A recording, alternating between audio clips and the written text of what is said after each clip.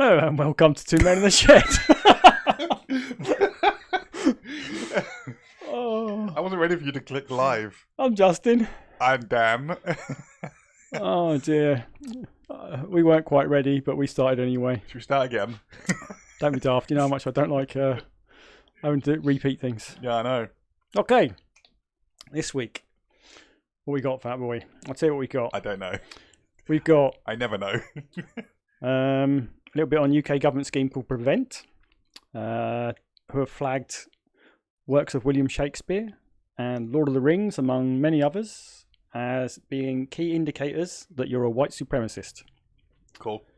We have number 2, violent protests in France, because they're looking to up the retirement age.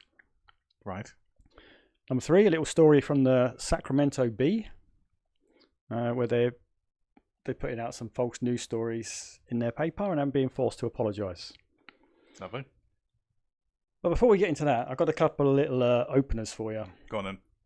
So if you were to email press@twitter.com, Elon Musk has now put in an auto reply, which is a poop emoji. So if you're going to email Twitter, if you're press and you're looking for some support from Twitter, you will get a poop emoji. I thought that was quite funny. So that means no support then.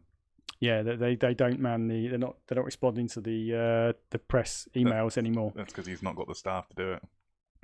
Not got the staff and Fire them all. just doesn't want to. Yeah. Well, don't blame him. So get a poop emoji. I'm tempted to try it. So I might maybe send them an email and I can send you one see for what free. we get. You don't have to send an email to Twitter. Oh, I want to know if it's true. Apparently, Elon himself posted it. So that's what he said. This is what you'll get if you email this address. You'll get a poop emoji. Yeah.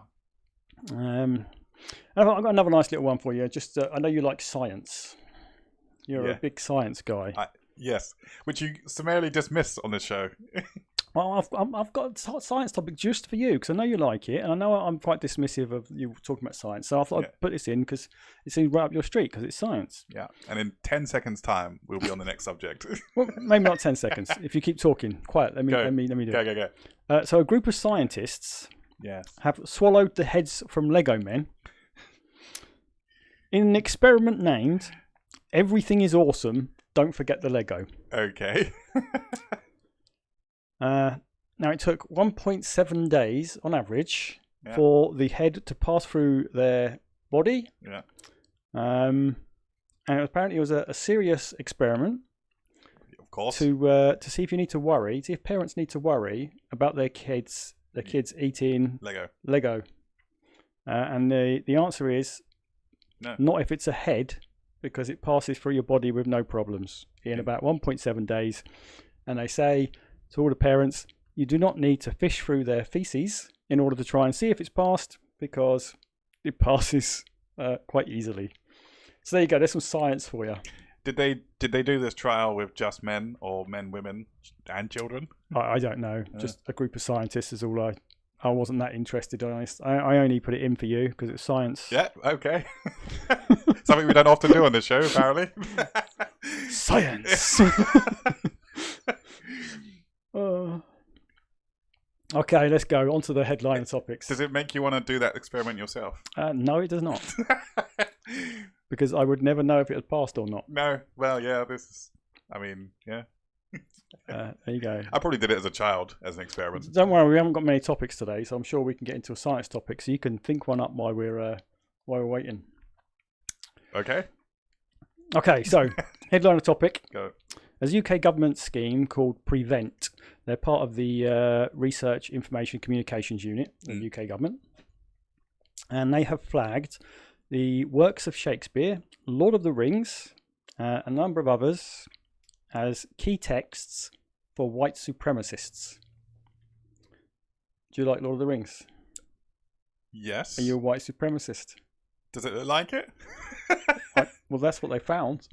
It's a key indicator. It's a key indicator, Dan. Yeah. Do you like Shakespeare? No one likes Shakespeare. Not really, no.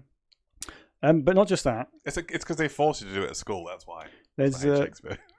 Well, we'll see how long that lasts. Now the government said it's part of the white supremacist movement. This is true, yeah.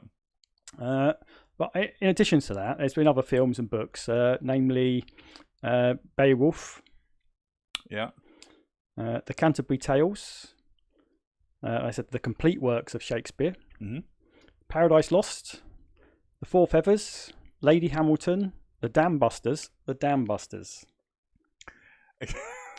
The Bridge on the River Kwai, The Great Escape, Zulu, Civilization, Great Escape, and Raimir's Bushcraft Survival.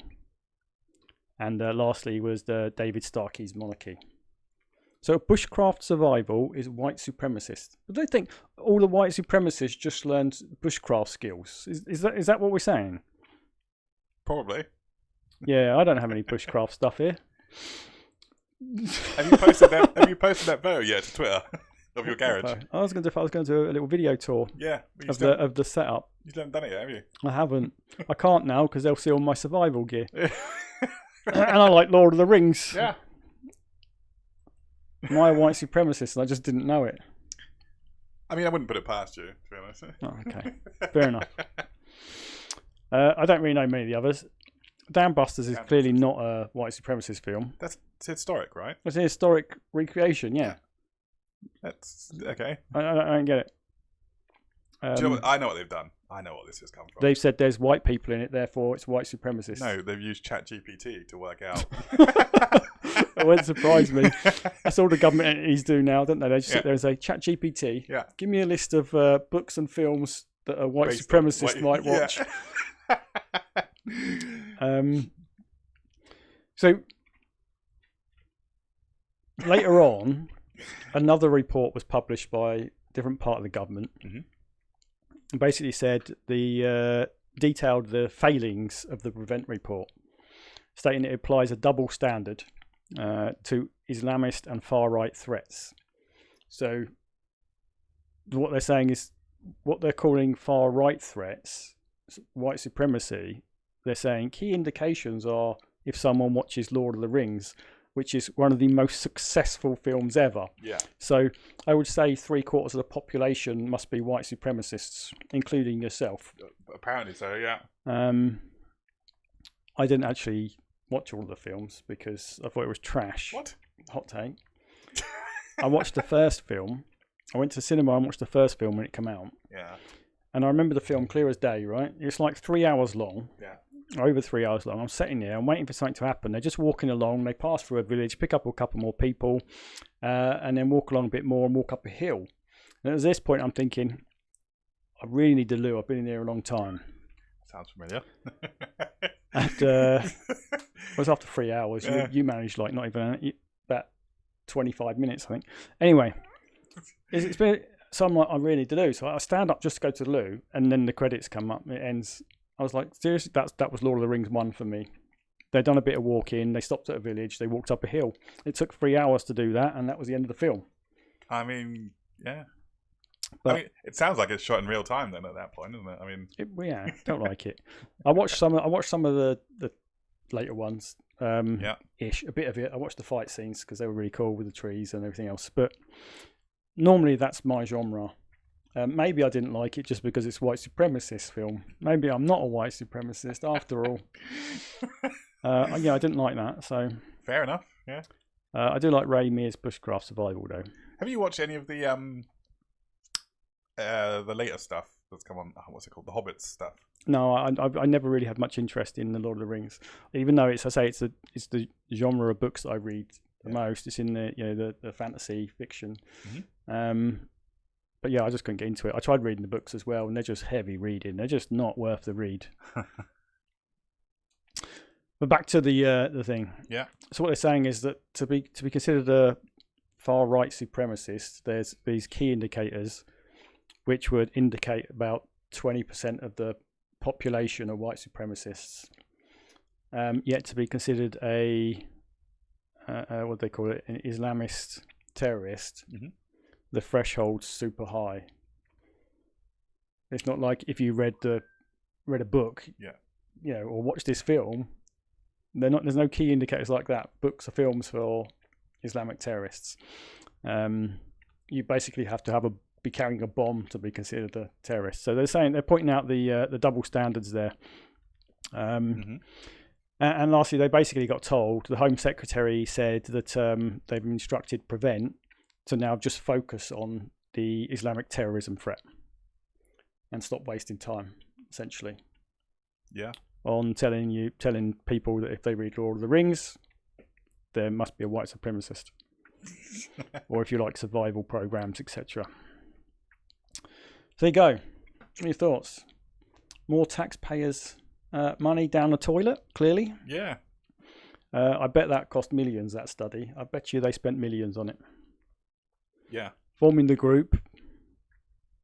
But then, I mean, this is a common thread, isn't it, with the government, is forming groups to do research or forming this to do whatever. And then it comes out that it's useless and then waste even more money. It's just a constant thing, just wasting tax money. Yep, throwing it away. Yeah. And there's nothing we can do about it, really. Because by the time, here's the thing, by the time it comes to light, money's already spent, effort's already expended. What's the point in complaining about it at that point? Well, then they had this second group. Yeah. Who had to read the first group's finding and then write a paper on how the first group was completely useless, wrong and biased and whatever. So what did we achieve? Nothing. So two groups involved. How long did it take them to do this? Well, it feels like it took them an afternoon down the pub. But that was probably a year's worth of work for this group. Yeah, yeah. They probably just sat and watched films and read books and then said, yeah, I think this one could be considered white supremacist. I just don't understand it. I mean, that's really the core of it. Is they're looking for key indicators of white supremacy. And that's what they came up with. If you like these books or watch these programs, they're key indicators of white supremacy. Does it say if they watch and read them all together at the same time? Or, not at the same time, but, all at once? Or no, I did actually start reading the paper. It was a bit long or a bit heavy. I thought, I can't bother to read it all. So I got the highlights. Okay. But there's not much more to it than that. Yeah, fair enough. Yeah, there you go. Wasting taxpayers' money as usual. Thank you, UK Gov. Okay, here's the French for you.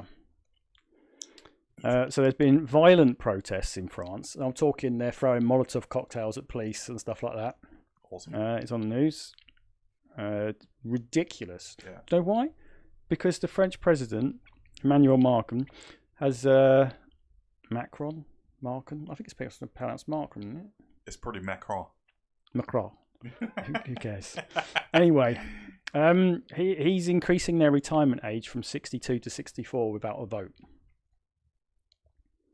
Well, so okay. they're rioting to the point where they're throwing Molotov cocktails. Now, just to give you some context, currently in the UK, the retirement age is 66. Which has been raised from 62, wasn't it? Or something? I don't know, but there is plans in place to extend it further. By the time I retire, you can go on the Gov website and ask it when you'll retire. You put in your date of birth and stuff, and it will tell you retirement age according to the plan. So I will be retiring at 68. Jesus. 68. And these French are throwing around freaking explosive. Well, explosives is a hard term. Molotov cocktails. Essentially, I don't know. It's just a bottle of alcohol and a bloody rag. But yeah, because they raised it from 62 to 64. Is our rise in retirement age, is that done with a vote, or do they just increase that? No, there's no vote. Yeah. The government department deciding it. Basically, it's because they haven't got enough money to pay all of the pensions out.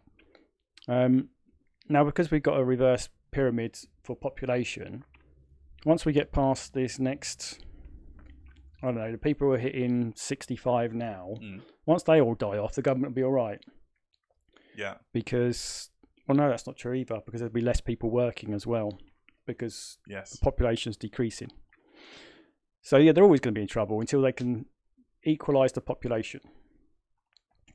You essentially want the same number of the next generation coming through all the time, so your population remains constant, and the split between young, middle-aged, old, and stuff remains the same, because then you can put a stable system in place and you don't have to do too much. But that's never going to happen because life and people are inherently unpredictable. Well, the population's going down, so this problem will get not necessarily worse, but it's going to stay. This problem's going to stay until the new populations equal the dying populations, because they need that constant work traffic to tax. On top of that, one of the biggest issues is there was a lot of over 50s, over 50s and under 65 during COVID. When everyone was working from home or we were in lockdown and they weren't working, a lot of them retired.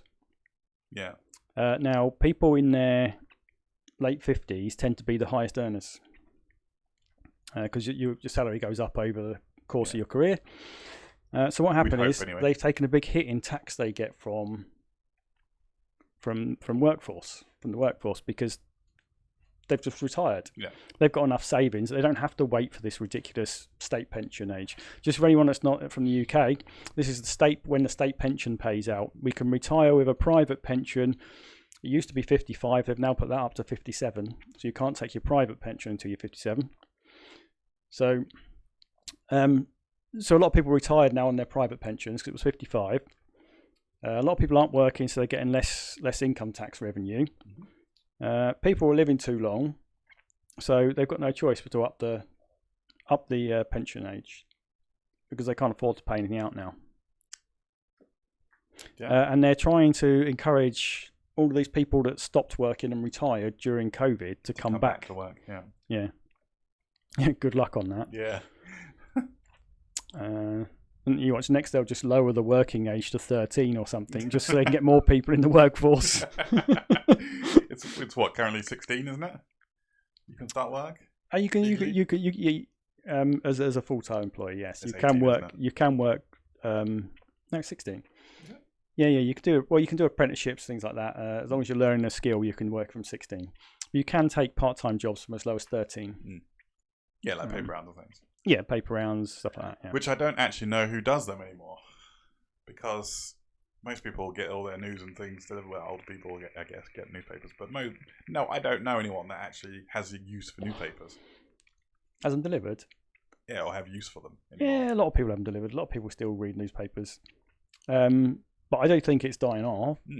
I think it's the generation above ours. So there's a lot of them obviously still around, and they're, I think, mostly the people that read the papers. Yeah. Which means that the traditional newspaper is going to die in the next 30 years. Yeah, definitely. And it will all be online. They're mostly online now anyway. But that'll save a lot of paper and a lot of trees. Yeah, sure. And a lot of young kids won't have any pocket money because they can't do a paper round. Screw them. Yeah, I never done a paper round. I worked in a shop when I was 12, sweeping the floor. I got fired from that because I was rubbish at it. See, my brother had done it before me, and he'd done it for a good year or so. Then I took over. They sacked me within, I don't know, a couple of months. And then my sister took over doing it. It was ridiculous. We got like £1. Yeah. £1 a day, I think we got for that. We literally went in for an hour and swept the floor and mopped the floor in the shop when it closed. But after that, I got a job painting scaffolding fittings at the weekends, and I was getting £25 a day for that, and I would do like 6 hours, 7 hours. Yeah. I was rich. It's 50 quid each weekend I worked. Yeah. That was a lot of money when I was like 13. Well, yeah. Of course it is. Yeah, my mates were getting like £2 pocket money. I was getting 50 quid. Didn't take me long to spend it, of course. No, as with any kid. So we're completely off topic. Yeah, of course. But the retirement age. So, yeah, worth throwing Molotov cocktails? Or are they just looking for an excuse? I know there's a lot of people in the world that just like an excuse to riot. Well, yes. A lot of people they like an excuse to get offended as well. Yeah. Actually, I felt very offended when I found out they put up the retirement age. No, I don't care about the state pension retirement age. I always knew that was going up because they've got no choice; they can't afford it. But when they say your private pension retirement age is going up, you can't take money out of a private pension until you're 57. Well, no. It's my pension. My plan was to retire at 50. Yeah. All right, I'd have to save some money up. I'd never be able to make 50, but 55. I was really wanting to retire at 55. Yeah. I was thinking from 50, I'd drop down to part-time. Okay. Do like 3 days a week and just carry on doing that. And I thought that with a bit of savings, that would tie you over for 5 years till I got to 55. Then my private pension would start paying out. Now they've moved it to 57. Yeah, 2 more years. And I think, what business of the government's is it? It's. I've been paying into that pension on the understanding I can retire at 55. Yeah, but They make it 57. But there's nothing to stop them doing it again and again and again before I retire. By the time I retire, they could have made it 70. This is true, yeah. But I know why they're doing it. Because all those people that retired during COVID, they've lost a load of income from the workforce. So now they're stopping. That's effectively what they're doing. Is they're trying to stop people retiring. Yeah. By not letting them have access to their money. So now I'm thinking, there's no point in putting money in a private pension. I may as well just save my money or invest it myself. Yeah. The only benefit to the private pension is that my company pays in as well. But otherwise, I'm thinking about dropping what I'm putting into that pension now and then investing in myself. But that's high risk, isn't it? I don't have to. I can invest in low risk. Like in the stocks and shares, but you don't have to do it yourself. You can invest into put it into a scheme. It's exactly the same as a pension works. How they deal with your pensions. Yeah, you put the money in, but you can take it out when you want because it's not pension. The only difference between a pension and that is the pension when you put the money in, it goes tax free. Whereas anything I invest personally, I'll get taxed on before I invest it. Yeah. So yeah, that's really the only difference. But if I wanted to retire at 55, I need to make sure then that I've got that money set aside so I can do those 2 years. Yeah. Or I say it's more than likely going to be 10 years by the time I retire. So yeah. Terrible. So because of poor planning on the government's part, I'm going to have to work longer. We all get screwed, yes. We all get screwed, yeah. That's also a common theme. But a lot of people of our generation, almost everyone, will have a private pension. And that saves the government a lot of money because currently people that don't have private pension and rely on state, they have a minimum living allowance that they have to pay out. So the people that don't have private pension, the government has to give them all of the money to make them up to the minimum living allowance. Now, if you've got private pension, everyone in our generation's pretty much got private pensions. There's no making up to the minimum. You'll meet that minimum living allowance between the state pension and your private pension. So they don't need to make the money up anymore. So they'll save a lot of money that way. But it's right now, so you're being punished, we're being punished because they didn't plan ahead for the previous generation before us. Yeah, sounds about right. The generation after us should have it quite easy because, as I say, the government isn't going to be paying all of this top-up money to keep our generation at the minimum living wage. But of course, they won't lower the pension age. No, if it works for them, they won't change it. Yeah, exactly. Same as petrol. Like, oh yeah, petrol. Yeah, that price goes up, but when the prices of the oil comes down, the price of petrol comes down. Yeah, it dropped down like 30%, didn't it? And they reduced the cost of petrol by 0.7% or something because it was working for them. Because everyone was up in arms because they couldn't pay the money, but we all got used to it, and then the oil came down, and then they just went, "Nah, we're not going to do it." Reduce it a little bit, so we think you think we're going to do it, and then that's it. It dropped like 30% or something. I can't remember what it was. The government passed on a savings of something like 6%, and then the petrol stations passed on a saving of like 0.7%. Yeah. So all that happened is the government made more tax, the petrol companies made more profits, record profits, exactly, and all the people got screwed. Yes. And food as well. And they say, we've reduced our prices by 0.7%. Yay! But they'll announce record profits, and you go, It's Well, this is it, and the government now has what they call windfall taxes. So you get, if you perform particularly well during times of hardship, they will tax you a very large amount. I think it's like 40% of profits or something like that. Okay. And that's used to then help those people that were worse off. Yeah. Like this subsidy we got on the energy bills. We were getting what was it, £70 a month or something towards our energy bills for 6 months. That's finished now, and now we've got to pay more again. Yeah. But they take that from the profits they took from the oil companies. But that's only if they register that profit in the UK. So they got billions and billions from it. But they just gave everybody 70 quid for 6 weeks off their energy bill. That was it. Yeah. 6 months, sorry, yeah. Six payments. It's not really... It's kind of annoying, actually. And now we're paying the full price again, and they're making record profits again because nothing changed. And energy prices haven't come down either, so energy prices still haven't come down either. No, but the price of raw energy did. Yeah. Natural gas prices dropped again. No savings on my energy bills. No, me neither. Nothing. Yeah, but what can you do? Because all of the energy companies are doing it. So until one energy company turns around and says, right, we're slashing our prices by 20%, then everybody will start moving to them. Then the other energy companies will have to follow suit. But they won't do that because everyone is currently paying all the money. Because everyone's still paying for it, and no one wants to rock the boat because they're all making record profits. And that to me is collusion.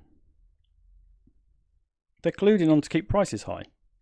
Even if they're not vocalising it, that's what they're doing, which would be illegal. Yeah. But it's only illegal if they say to each other, let's keep the prices high. Yeah. So they just don't say it. They just do it. They just know. And they all know. And that's it. Someone said it. Someone's bound to have said it. It's bound to have come up, and you're just never going to hear about it. Until you can prove that, then they just keep doing it. The government needs to drop the price cap. It needs to say, right, no, we're lowering the price cap because you guys are just reaping too much profits from people, and they have no other options. Yeah. Because all of the energy companies are doing the same. There is no options to go for anything else. Screwed. People get screwed over again as usual.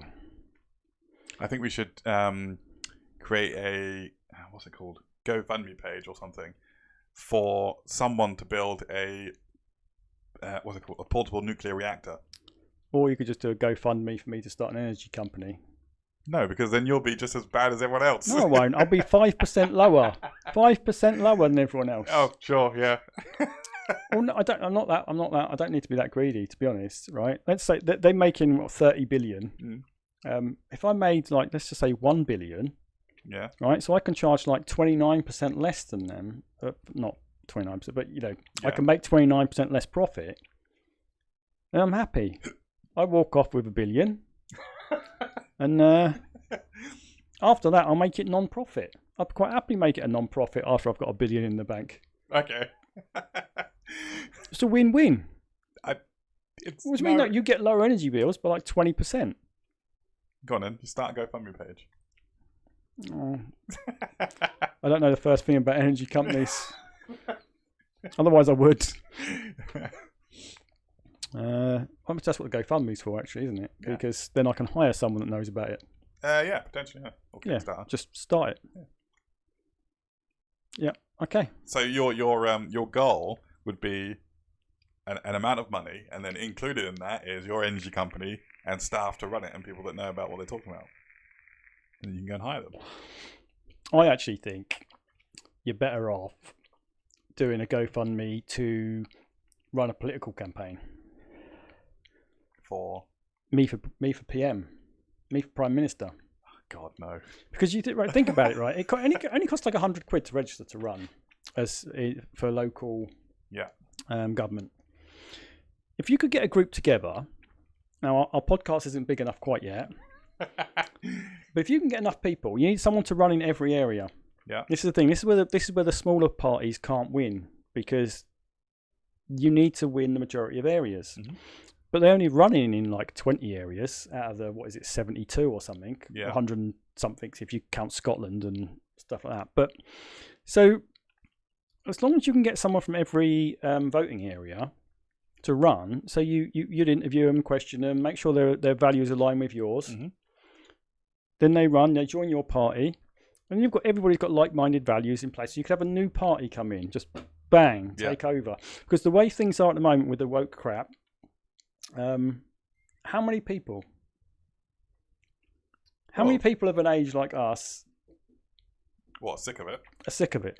Everyone. And if that was your running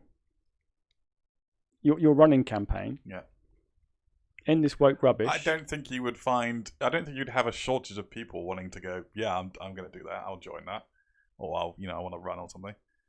And then how many people would vote for him? Majority of the country. I don't think it is, because all the university students, most of them are wokies. So, but that's our education system at the moment. That's purely the education system. But anyway, I was saying people of our age and older, most of them have had enough. Yeah. Or the working class, at least, anyway. So, yeah, me for PM. What do you think?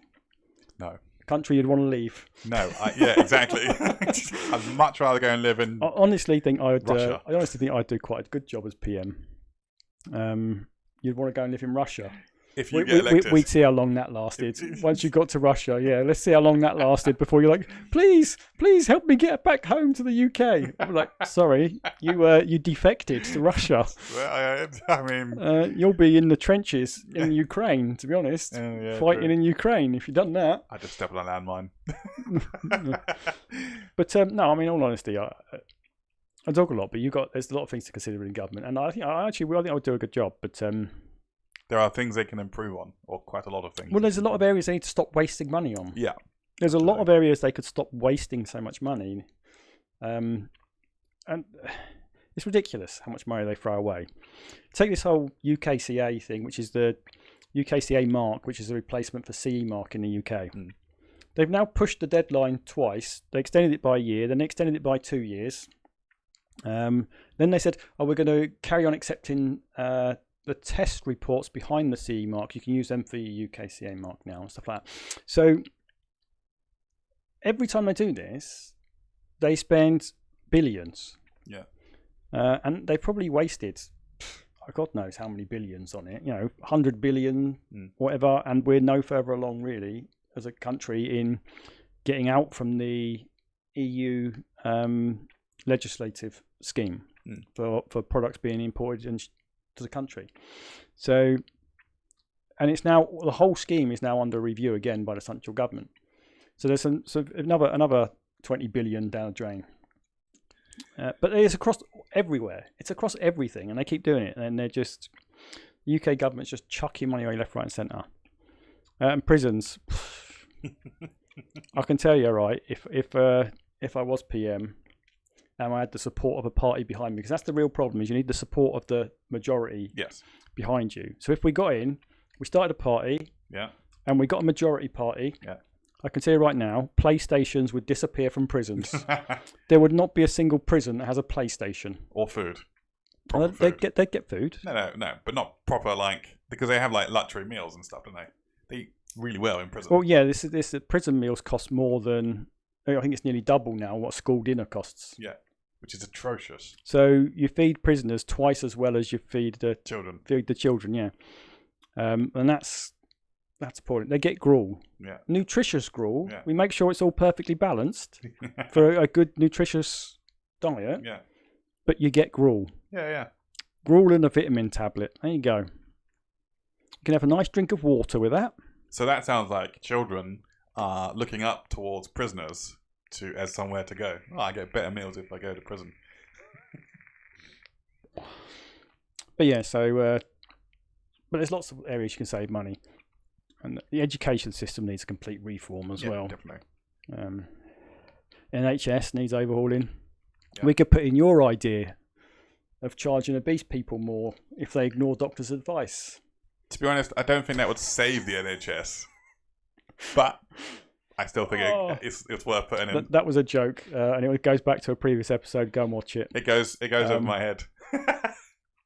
But no, I think The NHS definitely needs reform, but it needs more money being put into it and not privatising, because otherwise it's useless.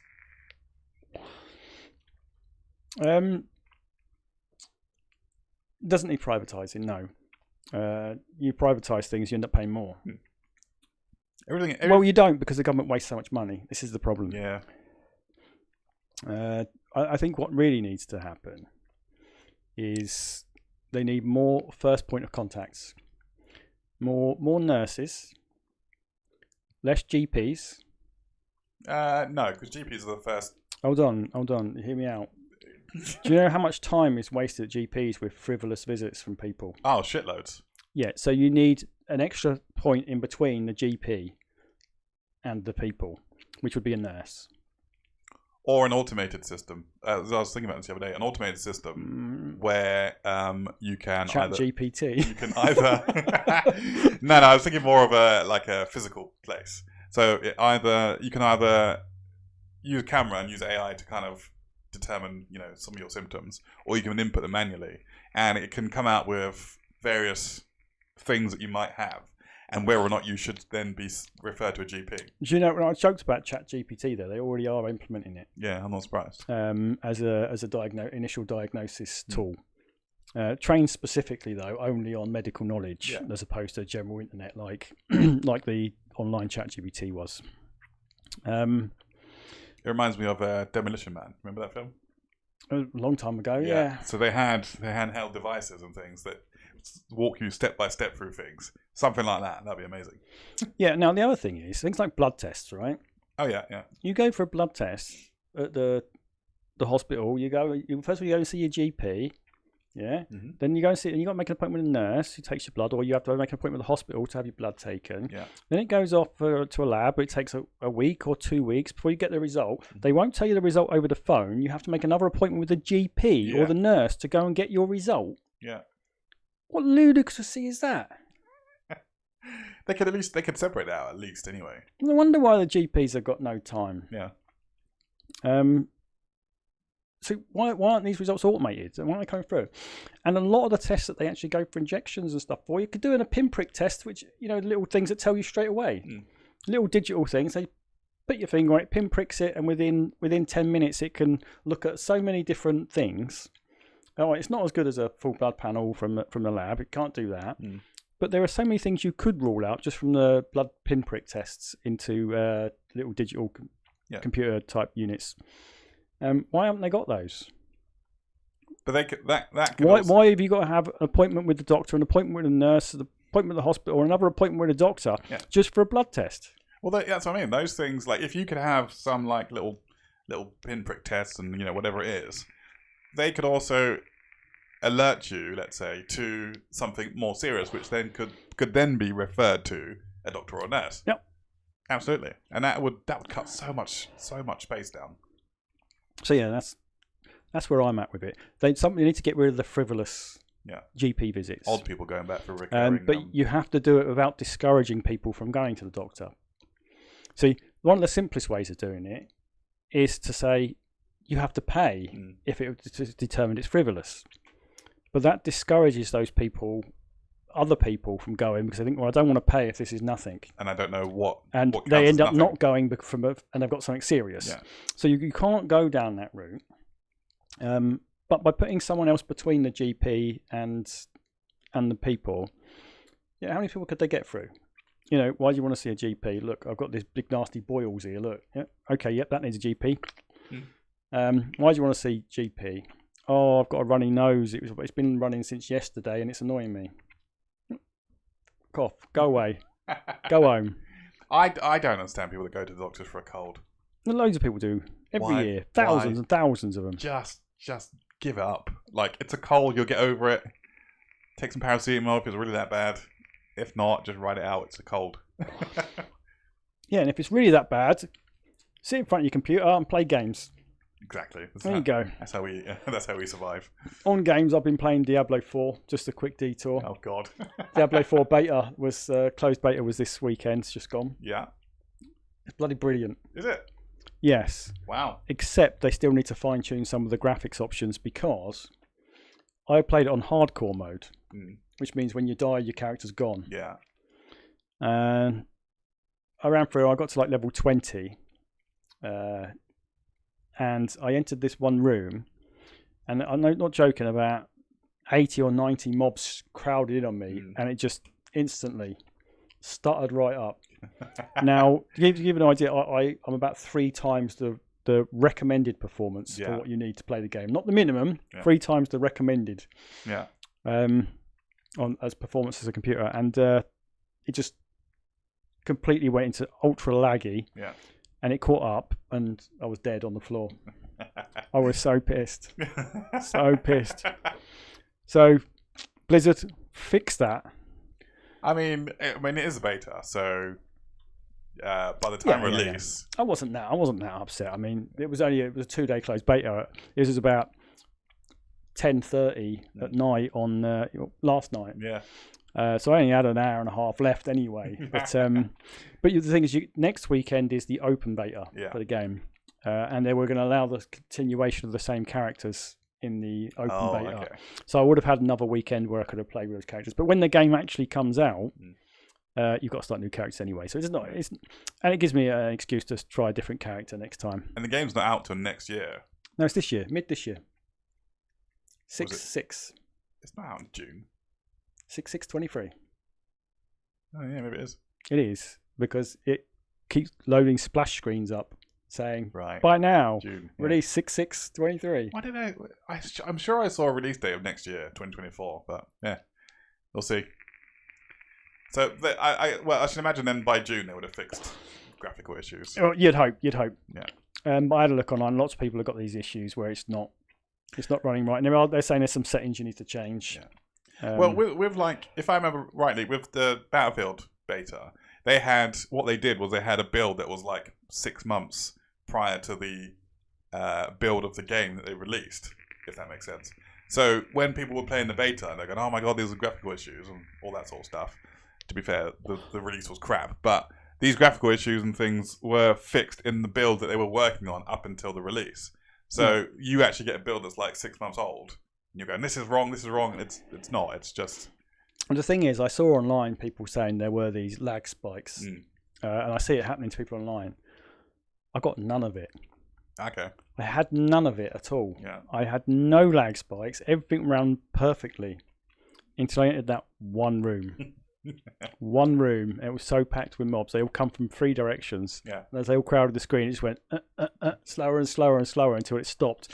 And then it does this thing where it just goes super quick. Yeah. Catch up. And you're dead on the floor. Yeah. And that was it. So I don't know how that's related to protests in France. No. We jumped topic to topic to topic, which is good because I only had one more topic, which will take about 10 seconds. Go on then. Should we move on to our last topic?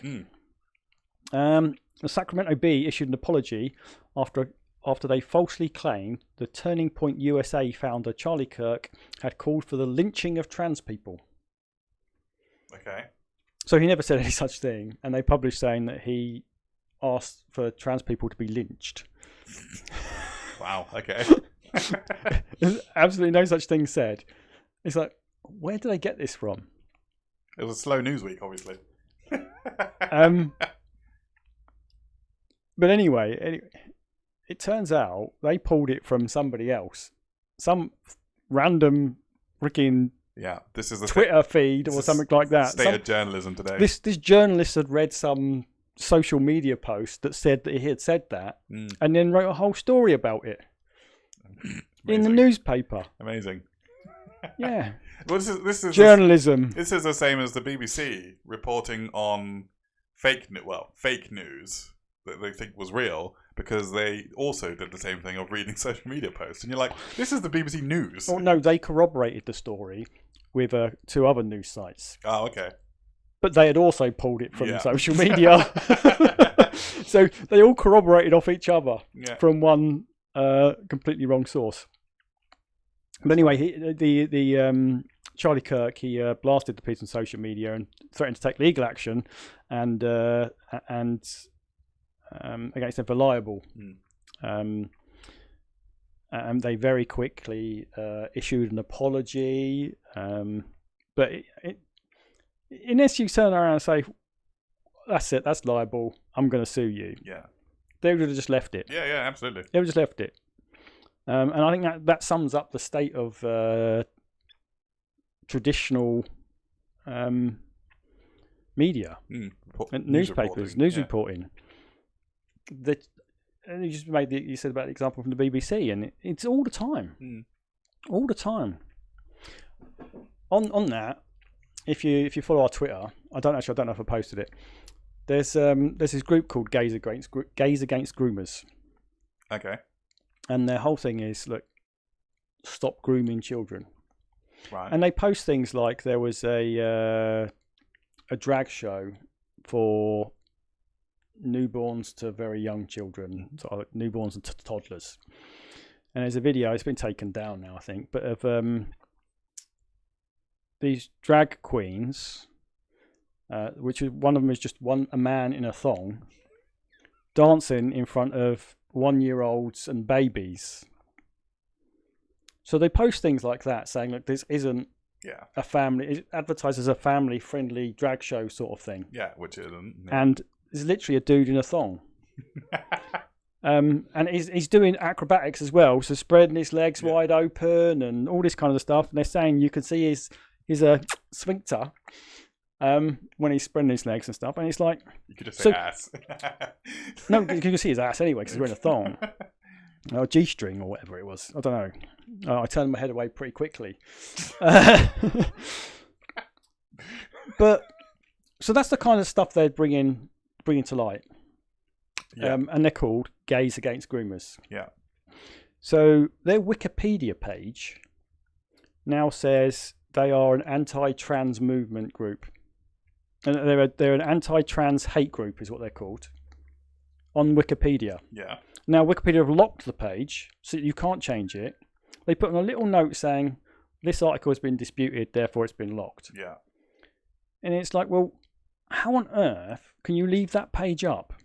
Yeah. When if you'd done a minute's worth of research, you would see it's not true. Literally 1 minute. Do 1 minute of research and you'd find out you've got up on your site, Wikipedia, a whole page of lies. Yeah, but it's Wikipedia. Yeah. Now, I think Wikipedia should be liable. Because you could say it's publicly done content, but it's only publicly made content until Wikipedia lock it. As soon as Wikipedia lock it, the public cannot do it anymore. It's no longer public content because they have locked it. I'm pretty sure that's an automated response, like scenario. Doesn't matter because it's their software that's locking it. Yeah, they've locked it. Regardless if it's done by a person or done by their software, they have locked that. No, as in it's a feature that somebody has. So it's a feature on their site. It's a feature of Wikipedia. If too many changes are made, it will lock it. But that's not it. It's got flagged as contested. Yeah, so that'll be flagged on their system, which they will then have to go investigate and correlate all the information. So it's been like that for a long time. Yeah, it will take time. It'll take a while because that's not the only page. There'll be hundreds, thousands of pages. Yeah, I'm sure there is. Yeah, and only a small amount of people. But they are now advertising on Wikipedia that this is a hate group. It's a trans hate group. It cannot be changed, and they've kept it up. So I would say, if it's contested like that, they should remove it or take the information off of it. Say this content is under dispute. Yeah, they shouldn't be leaving content there when it's under dispute, and what's there is clearly wrong. Yeah, but there's a note saying there's a note saying it's under dispute. Yeah, that's but here's one side of the story. That's all they need. No, it's not. I'm telling you. So sooner or later, it's going to happen to the wrong group, and Wikipedia is going up in serious trouble. Yeah, potentially. Yeah, but then you think how much fake information is on social media. Some of it gets taken down, not all of it. That's personal opinions. Now, Wikipedia is similar in the way that it's amended by the public, and their whole point is it's publicly generated information. Yeah. And it can be corrected by any member of the public. Yeah. Until they lock it. It's now Wikipedia's content. Yeah. Because no one from the public can edit it. They've said, no, we're keeping it like this. That's exactly what they've done. They said, no, we're keeping this. If it was contested, then the logical thing to do is to show none of it. Or to put both versions up. and say, here's the thing. They do say you can go and read about it on the notes page or something, which is about 50,000 pages long. Well, yeah, there you go. But if you go to the Wikipedia page, it's not there. So I would say Wikipedia are doing absolute crap job. Anything that's in dispute should be removed or should have both versions up, and to say, here's the dispute. We're not getting involved. Here's the two sides of it. Maybe. But yeah, so I hope Wikipedia get a lot of trouble for it. Of course they won't. No, they won't. Well, you say that. It depends where they're based, where their headquarters is.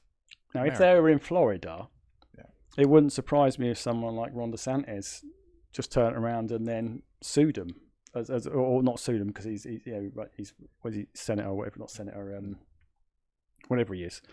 He'll be running for mayor anyway. Yeah. Mayor, he'll be running for president in the US. Mayor. But it wouldn't surprise me if they sorted it out, if they were there, because they would, because that's the sort of thing they sort out, is all this fake news crap. Yeah. And it won't be long before there's laws passed which will stop stuff like that.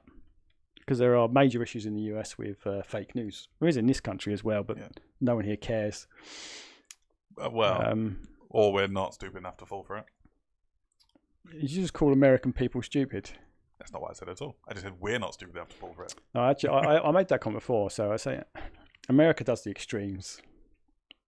Yeah. I would say they have the smartest people and the dumbest people in the world. Now, it could just be a show of their population size. Don't forget, it's so much bigger than us. Yeah.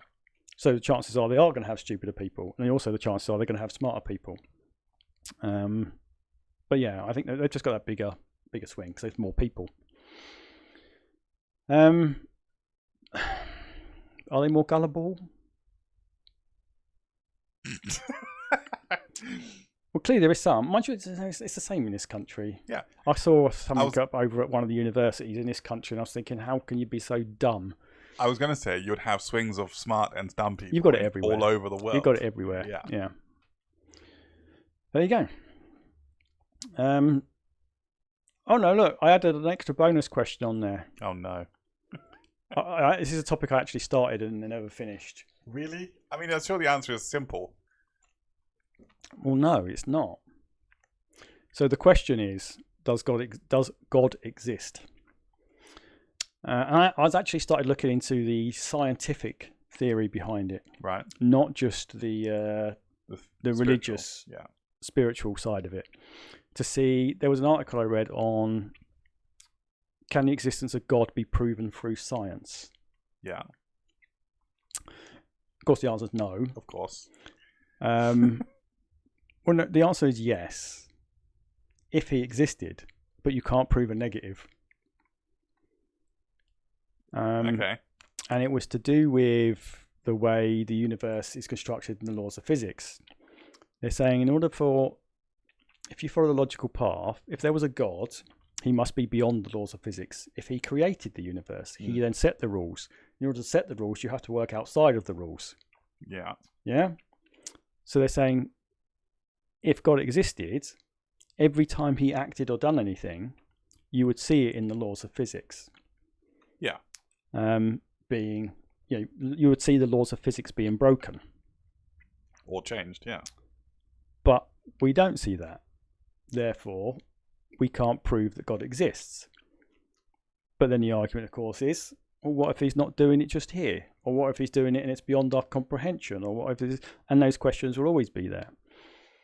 But I looked up the strongest arguments for why God exists.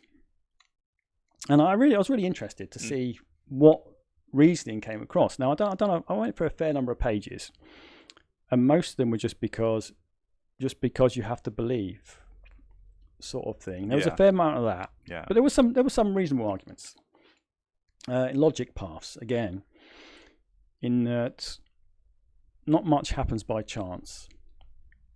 If you look around our world at the moment, we're sitting here, and our voice or face is magically appearing all around the world. Yes. Yeah? Yes. Magically. Think about it from 100 years ago. It's magic. But But there is that explanation behind it. Someone created all this. There was a genius behind this that made this possible, and they're applying that same logic to the planet. In the fact that our planet is perfectly balanced for our life, to have life, and their argument is that has to be by design, right? Otherwise, what are the chances of it happening? So, the fact that water has to freeze when water freezes, it expands. Yeah. If water didn't expand when it froze, there'd be no life.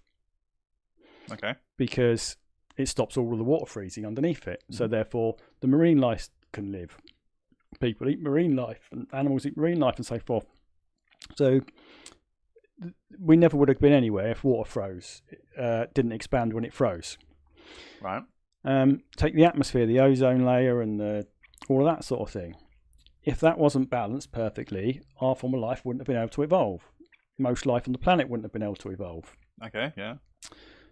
And that's their reason. There is a plan. There had to have been some intelligent thought behind those things. Which is quite, of course, utter crap. But I can see the logic path and how people may believe it.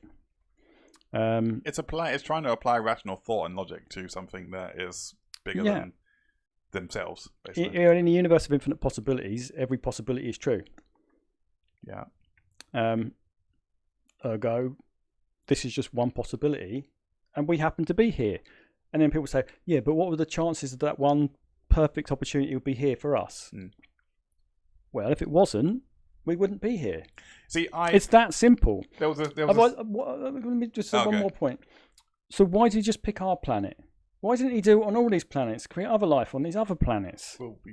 Was the entire universe set up just for our planet then? No, it's just that there's other planets. One, aren't in the right place. Two, either haven't been around long enough. So either God screwed up then, and put them in the wrong place, or he's done so many attempts and failed at so many, and then finally got it right with us.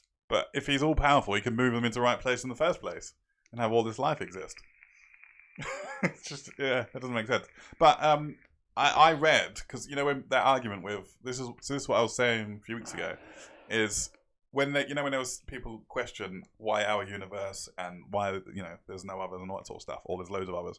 Well, you can't say there's no others, because there is. There probably is. Well, we can't see them. We can't see beyond our universe. This theory they were saying was all possible universes have converged. All possible theories and not theories, but like universes converged and created ours. So we are the kind of, let's say, the sum of the energy of multiple universes. Yes. No. The sum of the possibility of all universes. So there's no other possibility. Yeah. So when you add them all together, this is the result. That's a stupid theory. It's not. It is. It's not, because it explains why. What's beyond our universe? No, emptiness that's and not, nothingness. No, it isn't. What then? So we don't know what's beyond our universe. We cannot see beyond our universe. How on earth can you come to a conclusion that we're the sum of all universes? Can they measure the universe and say, "Oh, this bit was from that universe. This bit was from that universe"? No, they can't. No. It's a mathematical theory. Yes. Which is garbage. So yes, but the thing is, you're assuming that our universe is flat, which it isn't. I'm not assuming anything. It's not flat at all. How can the universe be flat? Because everything would be in 2D if the universe was flat. Not flat like that, you dumbass. You said flat. You were saying that what's beyond our universe, but I believe our universe is spherical. I think it curves in on itself. You think it's a donut. You got the old donut theory going on. Not necessarily a donut, because that implies the existence. An old theory. Yeah, that implies the existence of an object in space still. It's hard to describe. Well, no, because there is. So, outside of beyond our universe is empty space. Yes, but that implies that it's. No, that is it. That is true, and that's a consensus. Yep. It's not part of the universe because it doesn't have the materials from our universe within it. It is completely empty space. Right. But then, and it becomes part of our universe as our universe expands into it, because it brings with it the matter from our universe. and it becomes part of our universe. So outside of our universe is completely empty space. But here's the thing, that goes on forever. But how does that exist in the first place? That's the question. Because you just got to accept some things. You're right. The universe is infinite. It doesn't matter how you look at it, there's always something outside of that. If you can say, well, no, it's a donut, and it's repeating, you enter here, you exit here, and you come in here, and all of this sort of stuff, you go out one side and you're in the other side because it's folded, space-time is folded in upon itself. It doesn't matter. Still outside of that is empty space. Infinite empty space. Unless it's not empty, in which case there's other stuff out there. But possibly other universes. We would detect that with the background radiation. No, you would not. Yes, you would. As the universe collides into the stuff on the outside, it would generate some sort of energy. No, but that's assuming that you've hit it. Yeah. It could be from another 20 quintillion years away from the expansion horizon. Nah. It's infinite. So, theoretically, you could have infinite distance between universes, which could mean it may never reach it, even if you go on for infinite amount of time, because it could be infinitely far away. But if it's infinite, we should never exist in the first place. Why not? Because. And this is an argument for the Matrix. We're in a computer system. Well, yes. And our rules on our civilization are programmed into the computer, which then, in turn, supports God. God being the programmer. Yeah? Yeah. Is he omnipotent? All-powerful? To us, maybe. But no, he's just some dude sat in an office, typing on some keys. like you, on his keyboard, writing a program, bored as shit. But if that was true, then we would be turned off and on again many times. How do you know?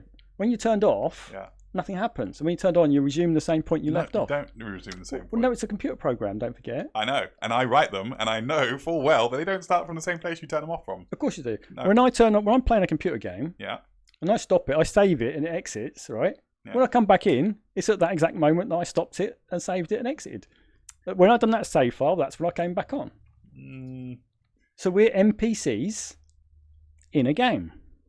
Really? Yes. Okay. What? So I'm thinking, what, hobo tough life?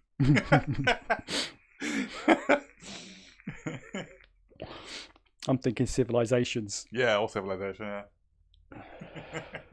Type game. Command and Conquer generals with a bit of civilizations mixed in. But so the answer is no. No, it isn't. The answer is no. We're not. No, the universe is space is infinite. Our universe is not infinite, and God does not exist. Or if he does, he's just an alien. Okay. That's what it would be, wouldn't he? It's not going to be a person like us. Otherwise, he'd be dead, long dead. Then he's not omnipotent and he's not God. He was just a bloke. Yeah. Or a bird. A bird. I mean, be politically correct. Well, a woman. We're also assuming that they have genders as well, which they probably don't. Actually, it wasn't a person. What? Actually, it wasn't just a normal person like us. Why would there be a normal person like us? Why would there be a normal person like us? From another universe. Programmed it. Potentially. Or programmer in 2042. I can't tell if my head's moving or if we're lagging. Anyway, a programmer from 2042. Yeah. Writes a computer program. To simulate time from, let's say, earliest people can remember. So when people first came about, started this simulator. Yeah. And we're running. So we're not actually in, 2023 now. We're 2042, more than 2042 ahead of that. So we're thousands of years into the future now. Okay. And the dude that wrote the program that's simulating this is long dead. And just left it running. And the program's just running. In real time, in 2042, it might have had a nuclear power. And we don't know what technology could have been invented. And in that real universe, they could have come across alien technologies that have been around a lot longer. Maybe he's just simulating what would have happened if we never discovered the alien technology, or if the aliens had never come and advanced our civilization like they did. What would have happened? Here's the simulation. You're in it. No. And Because- God was a bored college student. Because what are they in? What are they in? They're in the real universe.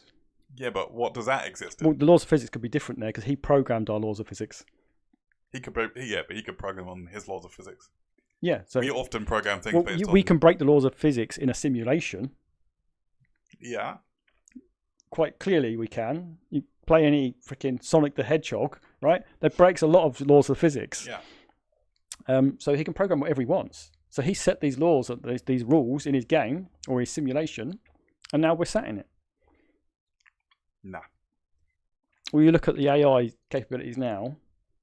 How good is AI capability going to be in 1,000 years? Well, since we are witnessing the birth of AI, hopefully... Yeah, but let's say in the real world that was 1,000 years ago. That could be... And now we're just an AI program.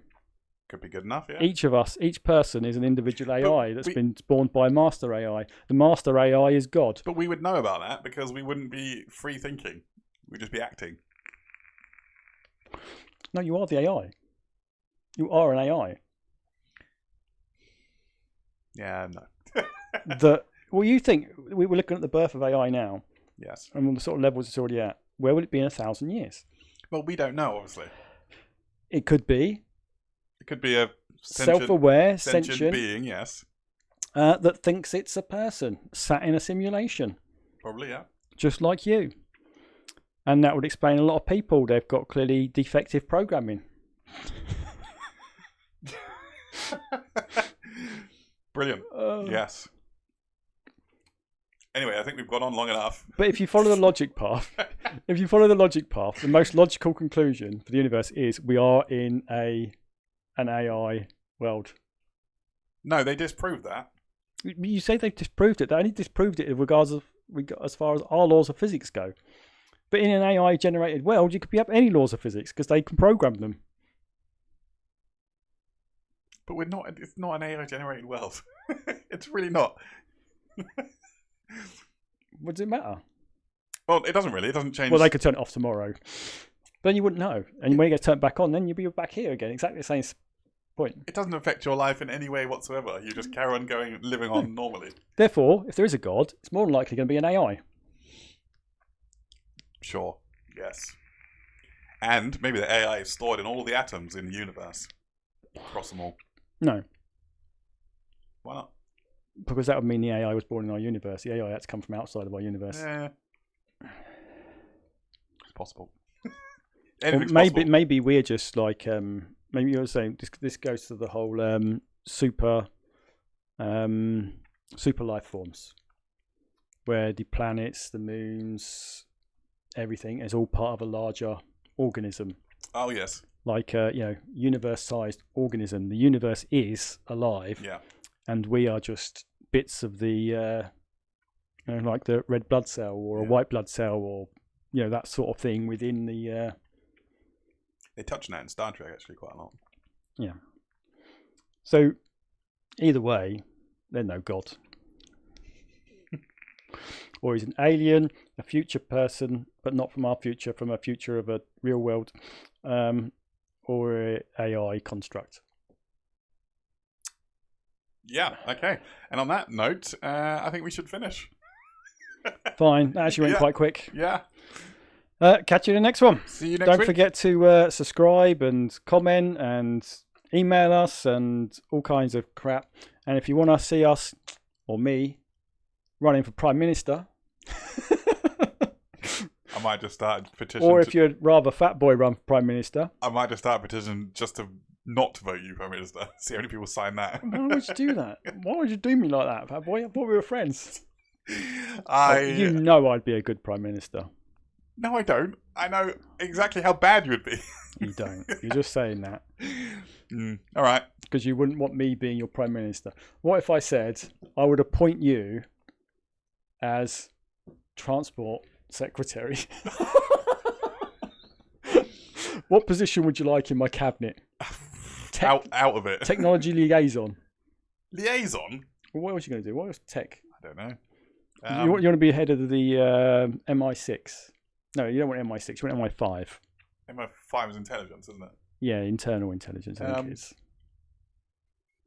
No, I don't know. MI6 is outside of the UK. Special ops. It's like FBI, CIA, sort of, or Homeland Security, CIA, whatever it is. I don't know. Oh yeah, I don't know. I honestly don't know. You wouldn't know if you could have any job in the government. You wouldn't know what job you'd want. I have no idea. None at all.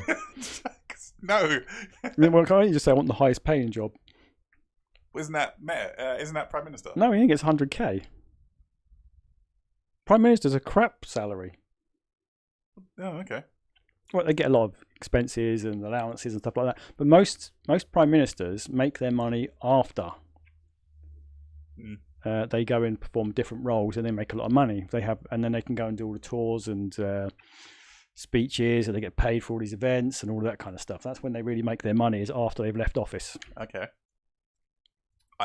Prime Minister is the worst paying top job in the UK government. It's 100k, I believe. Yeah, something like that. I don't know. I still don't know. All of these other people get paid a lot more. Yeah. I still don't know what I'll do. So you be Prime Minister, and you can appoint me head of MI5. God. Can we end, please? Then I get a lot of money. No, we need you to get end. 100k. No, we need to end. You got problems. Right, later, people. Bye-bye. Oh, let's do the outro. Hang on. Nearly just cut you off. Right, this is it really this time. Ending now. Bye-bye.